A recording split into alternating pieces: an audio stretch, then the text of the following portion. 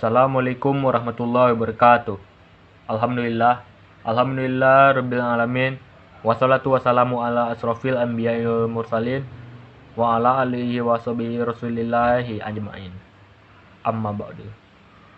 Pertama-tama kita panjatkan puji syukur kita terhadap Allah Subhanahu wa taala yang telah memberikan rahmat kepada kita sehingga kita dapat membuat tugas ini dengan lancar. Dan untuk itu, marilah kita bersyukur terhadap Allah Subhanahu wa taala yang telah memberikan segala limpahan rahmat dan nikmatnya dan karunia-Nya kepada kita bersama. Dan tidak lama-lama, langsung saja saya memperkenalkan diri dulu. Saya Hafiz Muhammad Akbar dengan NIM 22002-103 ingin menyampaikan materi tentang komunikasi bisnis dan komunikasi eksternal.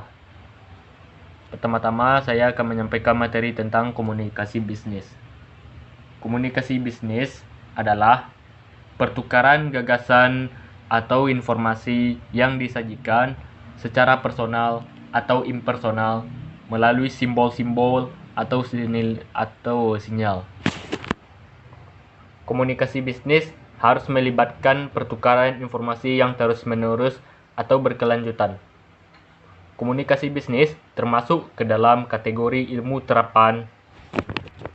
Pentingnya komunikasi bisnis juga terletak pada penyajian opsi atau ide bisnis baru, perencanaan dan proposal bisnis, membuat keputusan, pencapaian, kesepakatan, pengiriman, dan pemenuhan pesanan. Dalam berbisnis hingga kesuksesan penjualan.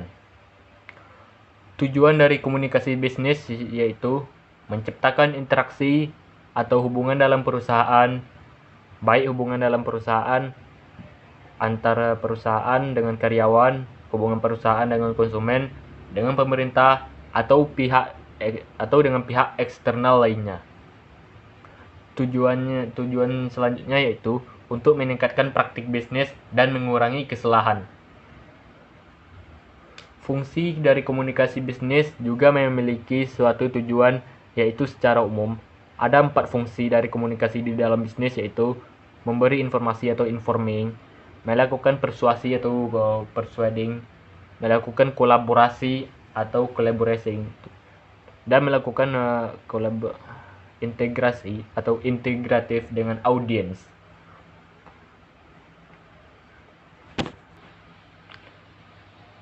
Pengertian komunikasi bisnis menurut para ahli. Menurut Floyd pada tahun 2006, yaitu komunikasi digunakan dalam dunia bisnis dan di dalamnya mencakup berbagai macam jenis dan bentuk komunikasi untuk mencapai tujuan bisnis. Sementara Purwanto pada 2003 mendefinisikan komunikasi bisnis sebagai kegiatan yang meliputi pengiriman dan penerimaan pesan-pesan antar dua orang, kelompok kecil, atau dalam satu lingkungan atau lebih dengan tujuan untuk mempengaruhi perilaku di dalam suatu organisasi.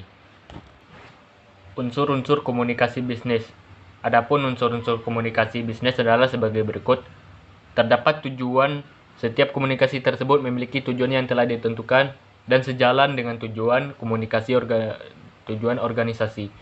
Ada pertukaran setiap komunikasi melibatkan setidaknya 2 orang atau lebih komunikator dan komunikan. Tujuan komunikasi dalam melakukan komunikasi tentu saja harus ada tujuan yang disampaikan. Pertukaran pikiran, informasi, gagasan, opini, atau instruksi yang merupakan isi pesan. Saluran personal atau impersonal, sinyal atau simbol, sebagai alat dan metode yang dapat dipahami dan dimengerti oleh penerima untuk menyampaikan pesan.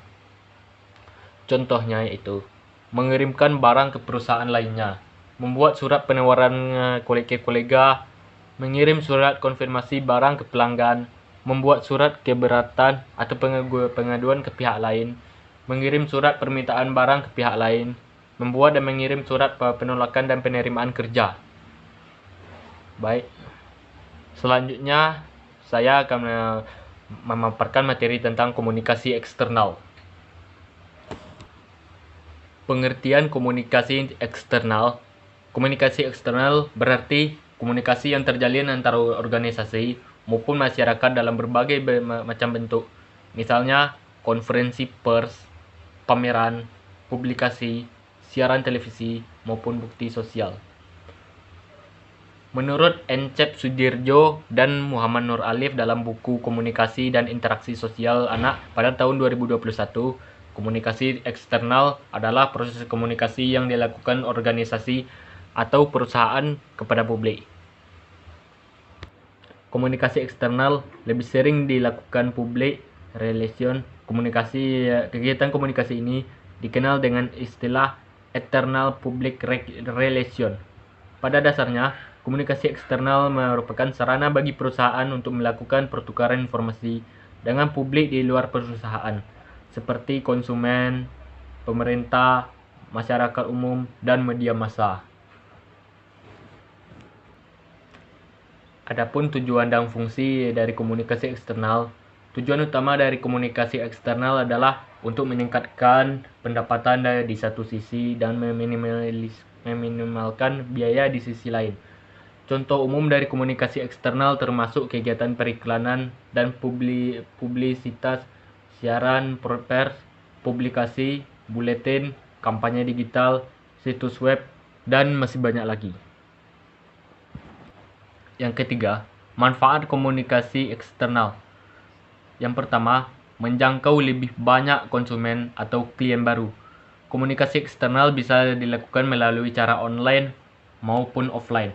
Ini memungkinkan perusahaan menjangkau lebih banyak konsumen, klien baru yang tersebar di seluruh Indonesia. Yang kedua, membangun persepsi publik. Fokus utama komunikasi eksternal adalah menyampaikan value produk atau jasa yang ditawarkan perusahaan kepada pihak luar. Ini bisa membuat masyarakat lebih mengenal produk atau jasa dari perusahaan yang bersangkutan. Jika produk atau jasa yang ditawarkan memberikan benefit yang menguntungkan pada masyarakat, maka masyarakat akan memberikan persepsi yang baik terhadapnya,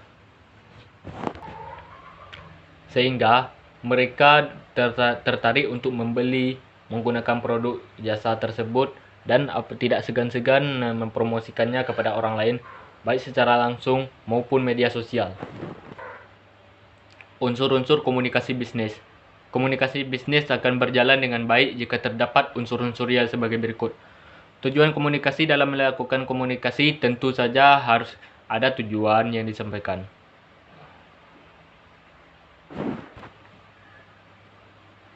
Baik, saya akan memperbaiki materi-materi itu. Contoh komunikasi eksternal yaitu jumpa pers adalah kegiatan yang berhubungan dengan pers. Umumnya perusahaan mengadakan jumpa pers dengan berbagai tujuan, mulai dari menginformasikan suatu hal hingga mengenalkan produk, merek, atau layaknya kepada publik. Pameran. Contoh komunikasi eksternal yang selanjutnya adalah pameran. Komunikasi ini dilakukan dengan menyampaikan ide atau gagasan lewat karya seni. Harapannya ketika menyelenggarakan pameran, ide tersebut bisa dilihat, dipahami, serta diapresiasi oleh masyarakat. Biasanya pameran dilaksanakan di tempat yang paling banyak pengunjungnya, sehingga mudah diakses dan didatangi pengunjung, baik masyarakat luas, pihak media, ataupun konsumen. Publikasi. Perusahaan sering menggunakan publikasi ketika melakukan komunikasi eksternal. Publikasi bisa diartikan sebagai pengumuman atau penerbitan suatu hal. Dalam praktiknya, publikasi dapat berupa majalah, poster, brosur, atau lainnya. Misalnya, perusahaan melakukan publikasi di media massa untuk mengenalkan program, merek, produk, atau layanan perusahaan lainnya kepada publik. Contoh selanjutnya yaitu siaran di media elektronik. Komunikasi eksternal bisa dilaksanakan oleh perusahaan lewat siaran media elektronik. Misalnya, dengan menggunakan jumpa pers yang kemudian diliput media dan disiarkan atau mengiklankan produk di televisi serta radio. Yang terakhir yaitu bakti sosial. Contoh komunikasi eksternal ialah bakti sosial. Selama meningkatkan rasa kepedulian, Program bakti sosial juga bisa mendekatkan perusahaan kepada masyarakat. Baiklah, sekian materi dari saya. Saya akan mengakhiri video ini. Jika ada kata-kata yang salah, mohon dimaafkan. Wabillahi taufiq wal hidayah. Assalamualaikum warahmatullahi wabarakatuh.